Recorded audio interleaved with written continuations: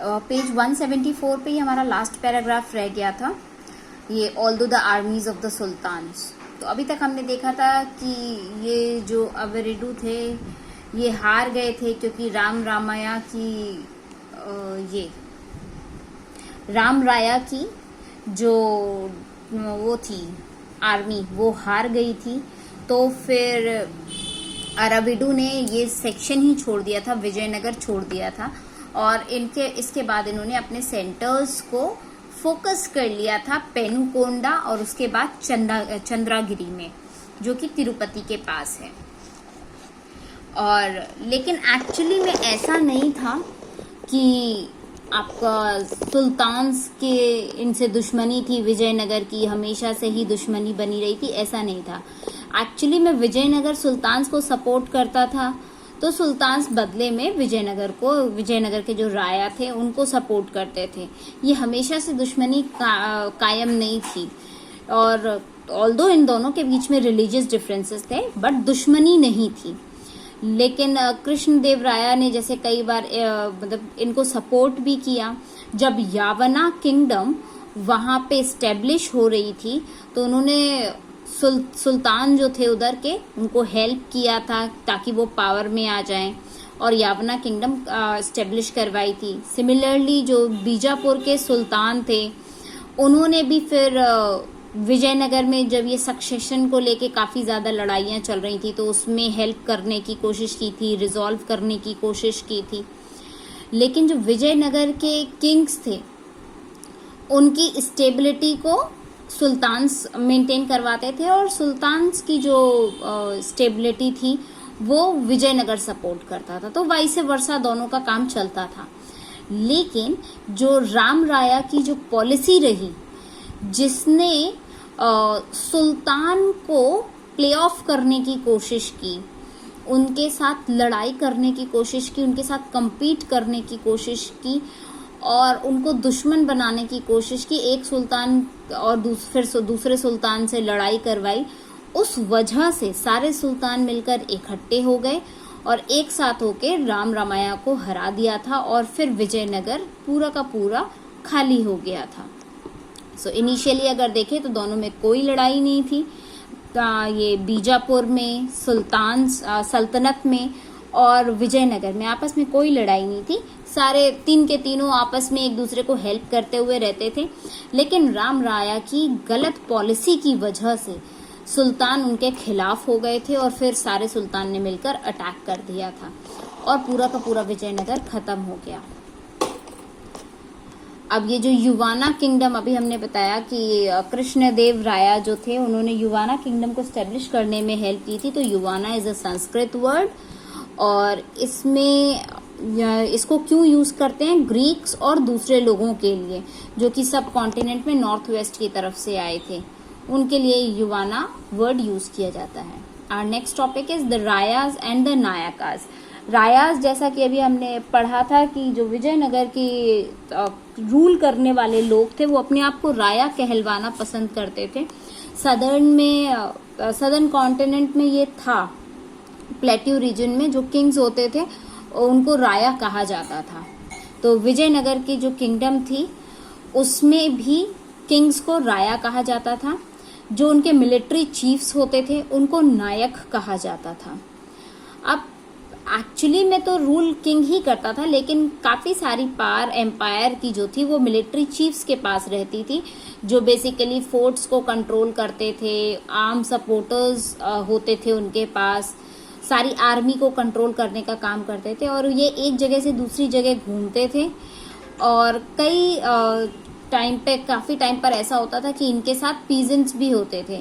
तो ये लोग एक फर्टाइल लैंड देखा करते थे और वहां जाके बसने की कोशिश किया करते थे कि कोई भी अच्छी जमीन मिल जाएगी तो पीजेंट्स को वहां बसा दिया जाएगा। इन चीफ्स को ही नायक कहा जाता था। और ये बेसिकली तेलुगु और कन्नड़ लैंग्वेज बोला करते थे। कई सारे नायक ऐसे थे जिन्होंने किंग्स के आगे सबमिट कर दिया था कि हाँ ठीक है, we'll follow your orders and all.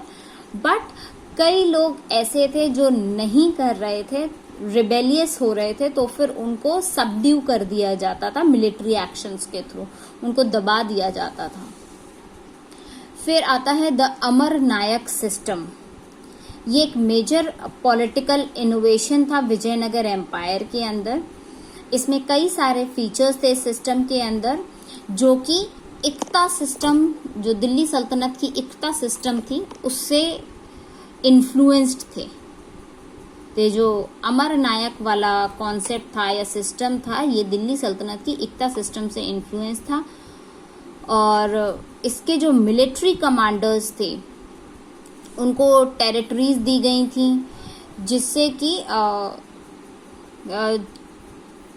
मतलब राया ने इनको एक एक टेरिटरी दे दी थी कि अब तुम इन जगहों पर रूल करोगे।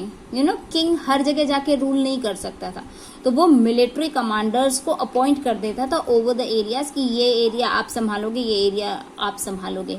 तो अमर नायकास को कुछ कुछ टेरिटरीज दी गई थी राया के थ्रू, तो रायाज ने उनको प्रोवाइड कर दिया। अब अमर नायक वहां पे कंट्रोल करते थे। वहां पे वो जितना भी टैक्सेशन आएगा उसको कलेक्ट करेंगे, जितने भी पीजेंट्स से ड्यूज आनी है वो कलेक्ट करेंगे, वहाँ के क्राफ्ट्स पर्सन, ट्रेडर्स जो उस एरिया के हैं वो सारे जो टैक्सेस देंगे वो ये अमर नायक ही लेंगे, कलेक्ट करेंगे।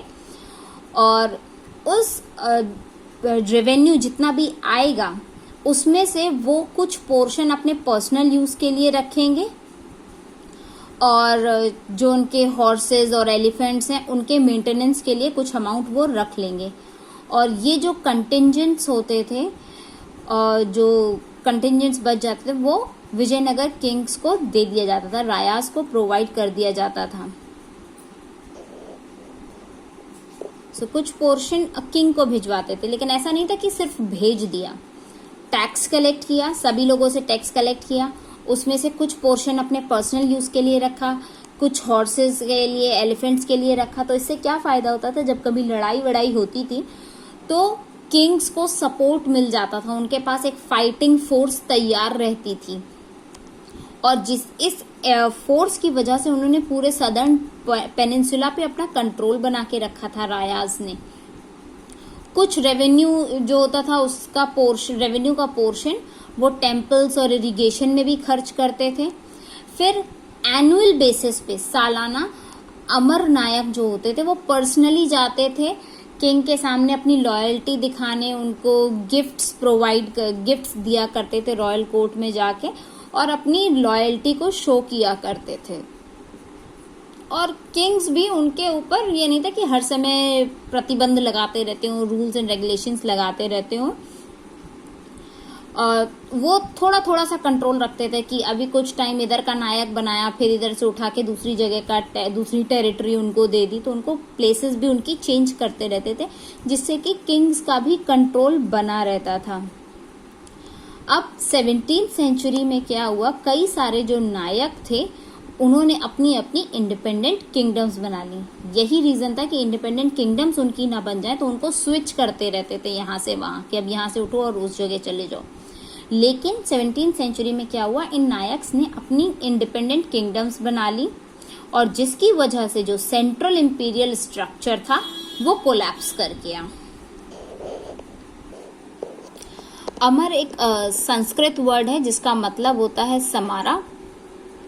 उस समारा वर्ड से अमर वर्ड लिया गया है जिसका मतलब होता है बैटल या वॉर।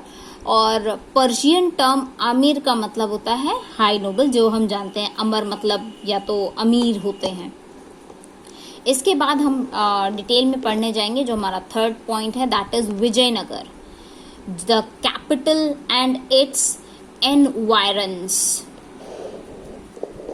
सो एनवायरन्स का मतलब होता है कि जो मेन कैपिटल सिटी थी विजयनगर और उसके आसपास का कैसा लेआउट था, कहाँ लोग रहा करते थे, वो सब कुछ हम इसमें पढ़ने जाएंगे। कई कैपिटल्स की तरह विजयनगर भी एक डिस्टिंक्टिव फिजिकल लेआउट था, उसका अपना एक स्पेशल बिल्डिंग स्टाइल था। लेकिन अगर आप जब ये पूरा मैप देखेंगे तो इस मैप को, इसमें नहीं क्लियर है, you can open it in your book, so video में उतना क्लियर नहीं आएगा।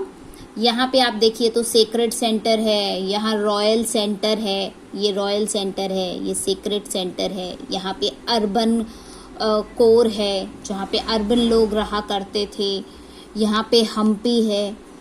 तो पूरे में ये फैला हुआ सा है। अब विजयनगर के बारे में हमें डिटेल में पढ़ना है, तो सबसे पहले देखते हैं कि विजयनगर के बारे में जो डिटेल्स हमको मिली है वो कहाँ से मिली है। तो सिटी के बारे में जो हमें पता लगता है वो इंस्क्रिप्शंस से पता लगता है। कई सारी इंस्क्रिप्शंस देखने को मिली हैं विजयनगर किंग्स की, उनके नायक्स की, जो उन्होंने डोनेशन दिए थे टेम्पल्स में, तो उनकी इंस्क्रिप्शंस वहाँ लगी हुई हैं कि इतना इतना दान इन्होंने दिया है।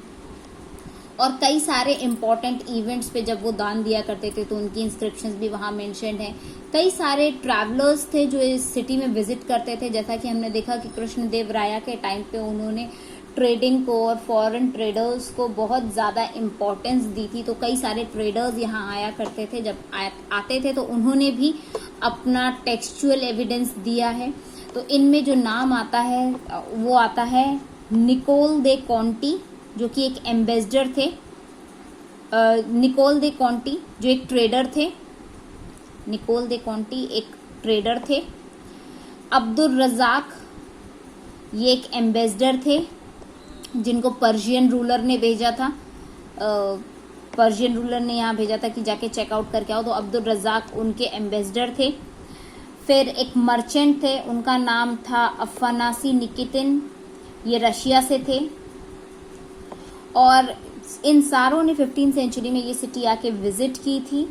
और जो कुछ Duarte Barbosa, Domingo Paes, Fernando Nunes, ये पोर्टुगाल के थे जो कि 16th सेंचुरी में आए।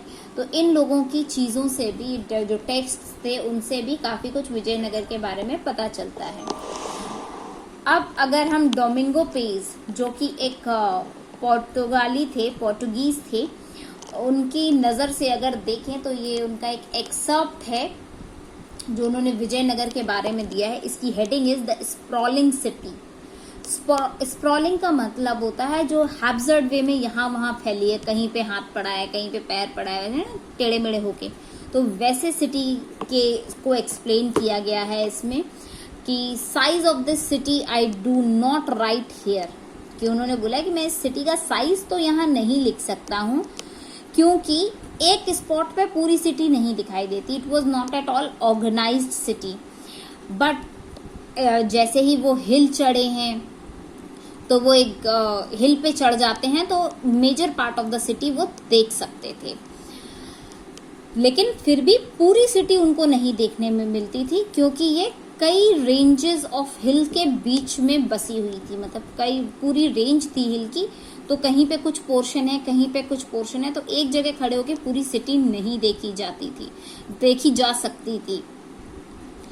तो मतलब इतना, मतलब उन्होंने इसको कंपेयर किया है कि मैं अगर इसको देख के कंपेयर करने की कोशिश करूं तो it was as large as Rome, और इतनी ब्यूटीफुल है ये दिखने में। इसमें कई सारे ग्रूव्स हैं, ग्रूव्स ऑफ ट्रीज हैं, गार्डन्स हैं, हाउसेस हैं, और कई सारे वाटर कंडुइट्स हैं जो कि नदी, नहर, स्ट्रीम जो होती हैं वो काफ़ी सारी हैं, और लेक्स हैं बहुत सारी। तो इसको बहुत ब्यूटीफुल लुक देते हैं। और जो किंग है has close to his palace a palm Grove.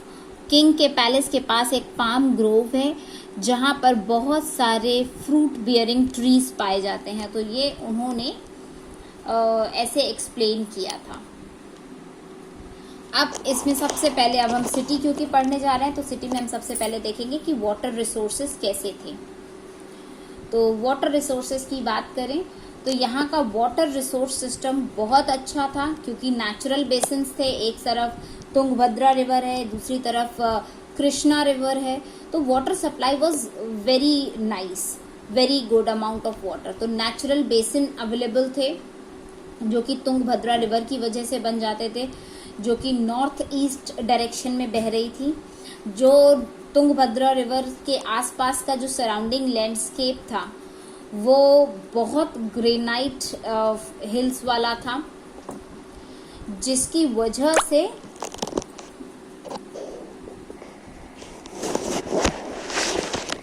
sorry the system got restarted, so where were we? हाँ, नंबर ऑफ स्ट्रीम्स यहाँ से फ्लो करती हैं, और जो पूरी की पूरी रिवर है वो रॉकी आउटक्रॉप से भरी पड़ी है। मतलब दोनों साइड्स क्या है कि दोनों साइड से रिवर्स हैं। तो तुंगभद्रा रिवर जो है उसकी कई सारी streams, Tungabhadra river north east direction से बहती है और उसकी कई सारी स्ट्रीम्स यहाँ सिटी में बहती हैं जो इसको बहुत ब्यूटीफुल बना देती हैं। और उसके आसपास जो हिल्स हैं, जो स्टनिंग ग्रेनाइट हिल्स हैं, वो स्टनिंग ग्रेनाइट हिल्स ऐसे लगते हैं जैसे कि कमरबंद पहना हो। जो गर्डल वर्ड इज यूज, तो गर्डल का मतलब होता है जैसे वेस्ट बैंड हम पहनते हैं, तो एक गर्डल जैसा पहना गया हो। पूरी सिटी ने एक कमरबंद पहना हुआ है उस सुंदर से हिल का।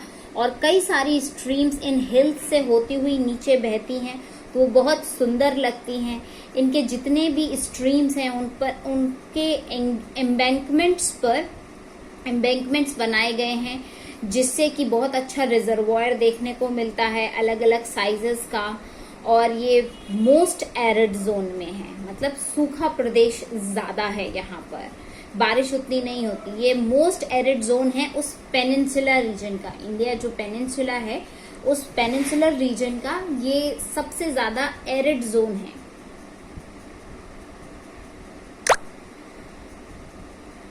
और ये पूरे के पूरे अरेंजमेंट्स को मेंटेन करके रखता है, जिससे कि रेन वाटर को स्टोर किया जा सके, पूरी सिटी में प्रोवाइड किया जा सके। मतलब अगर बारिश नहीं हो रही है तो भी इसमें इतना पानी रहे कि सप्लाई हो सके, पानी की सप्लाई मेंटेन की जा सके विद इन द सिटी।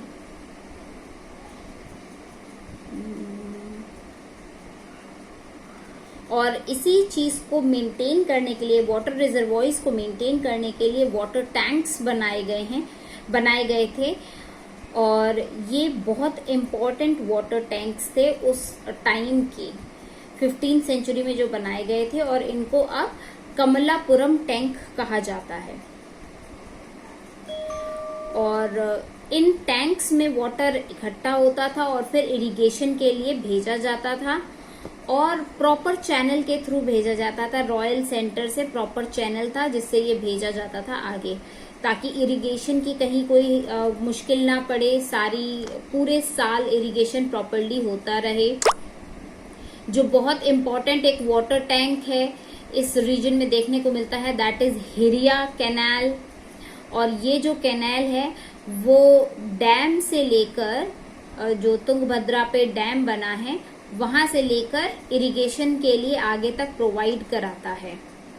पूरा कैनाल है तुंगभद्रा रिवर के पास एक डैम बना हुआ था, उसके ऊपर एक डैम बना हुआ था, वहां से ये आगे कंटिन्यू करके इरिगेटेड लैंड की जगह या जो कल्टीवेटेड वैली थी वहां तक वाटर पास करवाता है।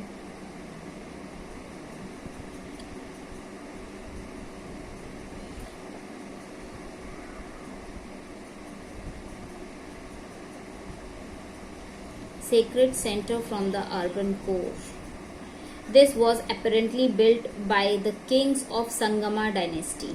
ये जो कैनाल था हिरिया कैनाल, इसको संगमा डायनेस्टी ने बनवाया था, संगमा डायनेस्टी के राजाओं ने बनवाया था।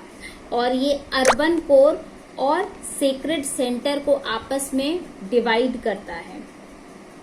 तो तुंगभद्रा रिवर पे जो डैम बना हुआ है उस डैम से ये कंटिन्यू करके क्रॉस करते हुए इरिगेटेड लैंड्स की तरफ पानी ले जाता है। इसको संगमा डायनेस्टी के राजाओं ने बनवाया था।